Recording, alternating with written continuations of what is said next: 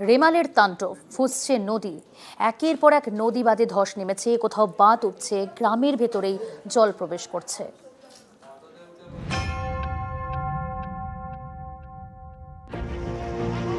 উত্তাল নদী একের পর এক ঢেউ আছড়ে পড়ছে পাড়ে, চাপ বাড়ছে বাঁধে, এতে কোথাও বাঁধে ধস, কোথাও বাঁধ ফুঁকছে, গ্রামে ঢুকেছে জল। দক্ষিণ 24 পরগনার বিস্তীর্ণ এলাকায় দুর্যোগে দুর্ভোগ। আমাদের তো দরকার হচ্ছে কংক্রিটের বাঁধ। এখানে জমি অধিগ্রহণ করে না সরকার। যারা ফুটপাতে বাস করে কলকাতায়, তাদেরকে হচ্ছে পুনর্বাসন দেয়, পাকা বাড়ি দিয়ে সবকিছু করছে, কিন্তু আমাদের এখানে কিছু করে না। এই যে বৃষ্টি হচ্ছে, আতঙ্ক লাগছে না? লাগবে তো অবশ্যই, কি করবো, করার কিছু নেই, কোথায় যাবো আমরা? দক্ষিণ 24 পরগনার সাগরদ্বীপ, এখানকার চক ফুলডুবি এলাকার মন্দিরতলার গা ঘেঁষে বয়ে গিয়েছে হুগলি নদী। রেমালের জেরে নদী উত্তাল, বাঁধ উঠছে, জল ঢুকেছে মন্দিরতলায়।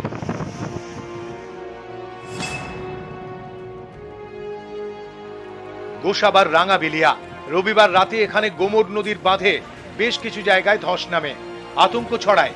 সকাল হতে কোমর বেঁধে বাঁধ সরাতে নেমে পড়েন নদী পাড়ের বাসিন্দারা।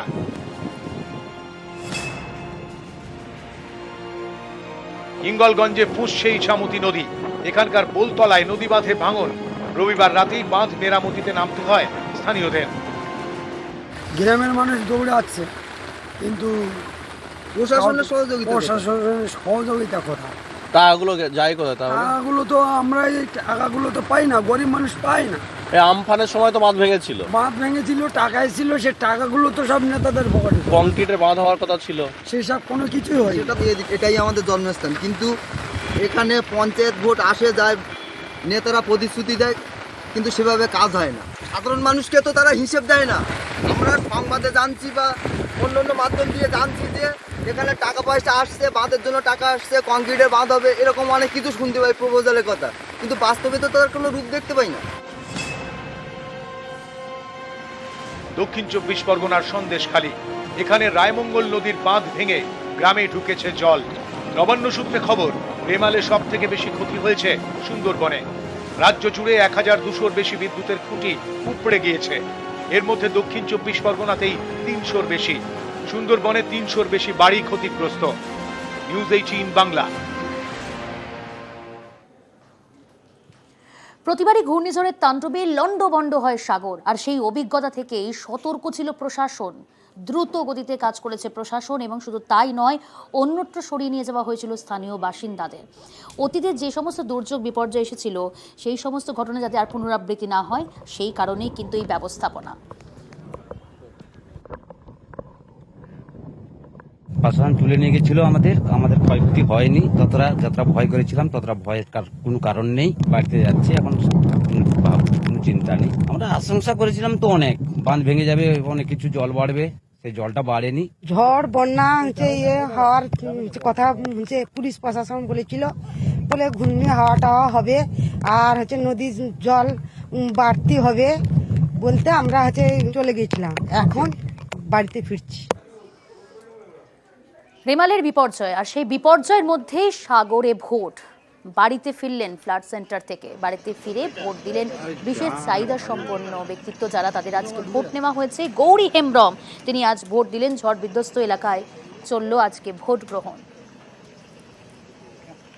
ভোট নেবার জন্য লোক আসছিল। ভোট দিলেন? হ্যাঁ। কালকে কি পরিস্থিতি ছিল? ওই যে ঝড় বৃষ্টি হচ্ছিল, তবে একটু কমেছে, তার মধ্যে এনে দিলেন? হ্যাঁ। রেমালের জের, আর রেমালের জেরে আমরা দেখলাম যে একদিকে যখন সুন্দরবনের সব থেকে বেশি প্রভাব, অন্যদিকে পূর্ব মেদিনীপুরেও কিন্তু প্রভাব পড়েছে।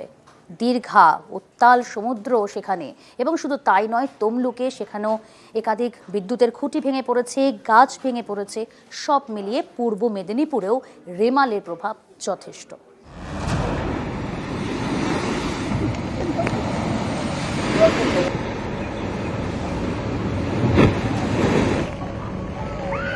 ঘূর্ণিঝড় রেমাল, রেমালে ফুঁসছে সমুদ্র, দীঘায় প্রবল জলোচ্ছ্বাস। রেমালের দাপট, রবিবার থেকেই ফুঁসছে সমুদ্র। পর্যটকদের অতি প্রিয় দীঘায় সতর্ক ছিল প্রশাসন।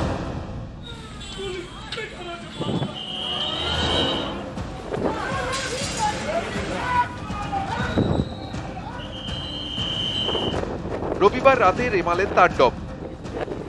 সোমবার ভোরে দীঘার আকাশ কিছুটা পরিষ্কার দেখেই অনেকে সমুদ্র স্নানে যান। প্রশাসনের নিষেধাজ্ঞা, কিন্তু কে শোনে কার কথা?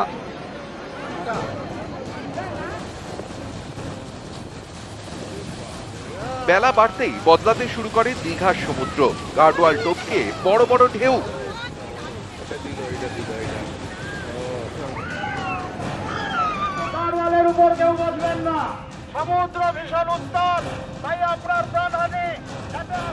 সঙ্গে সঙ্গে প্রশাসনের মাইকিং শুরু।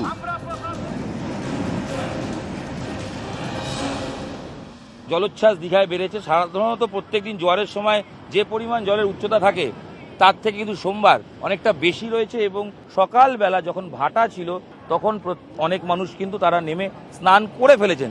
সেটা নিউ দীঘার ক্ষেত্রে করেছেন, তবে ওল্ড দীঘায় নিষেধাজ্ঞা রয়েছে এবং প্রশাসনের তৎপরতা রয়েছে প্রশাসনের তরফ থেকে, যেটা রবিবার কাউকে সামনেই আসতে দেওয়া হচ্ছিল না। এই মুহূর্তে তাদের সবাইকে আসতে দেওয়া হচ্ছে, কিন্তু সমুদ্রের নামা বারণ রয়েছে। পূর্ব মেদিনীপুরের একাধিক জায়গায় রেমালের ভালোই প্রভাব পড়েছে। রেমালের জেরে টানা বৃষ্টি হয়েছে তমলুকে। জলমগ্ন হয়ে পড়ে তমলুকের ৮ নম্বর ওয়ার্ডের বেশ কিছু এলাকা। জল জমে যায় তমলুক হাসপাতালেও। জলমগ্ন হয়ে পড়ে মহিষাদলের ১৩ পেক্ষা এলাকাও। এখানে একাধিক বাড়ির ভিতর জল ঢুকে পড়ে। এই যে জলটা বেড়ে যাওয়ার ফলে আমাদের খাওয়া দাওয়া বন্ধ, এইরকম ভাবে খাটে বসে আছি, সব জিনিসপত্র তুলে নিয়ে না পারছি বাথরুম করতে, না পারছি কিছু করতে। আমি অসহায় হয়ে আমি আপনাদের সবার শরণাপন্ন হয়ে বলছি, এখনই আমাকে এই জলবন্দী দশা থেকে মুক্ত করুন।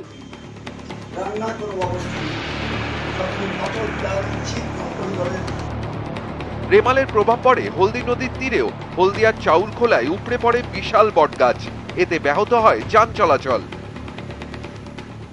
যারা পথ চলতি মানুষ তারা ওইখানে প্রচণ্ড দাবদাহে এসে বসে কিছুটা তৃপ্তি সহকারে বসতেন এবং জিরিয়ে নিতেন। তো এইটা ভাঙার ফলে পথ চলতি মানুষের অনেকটা অসুবিধা হলো। হলদিয়া টাউনশিপ এলাকাতেও অনেক ছোট বড় গাছ উপড়ে পড়ে। দ্রুততার সঙ্গে গাছগুলি সরিয়ে ফেলতে ময়দানে নামে পুরসভার টিম। নিউজ 18 বাংলা।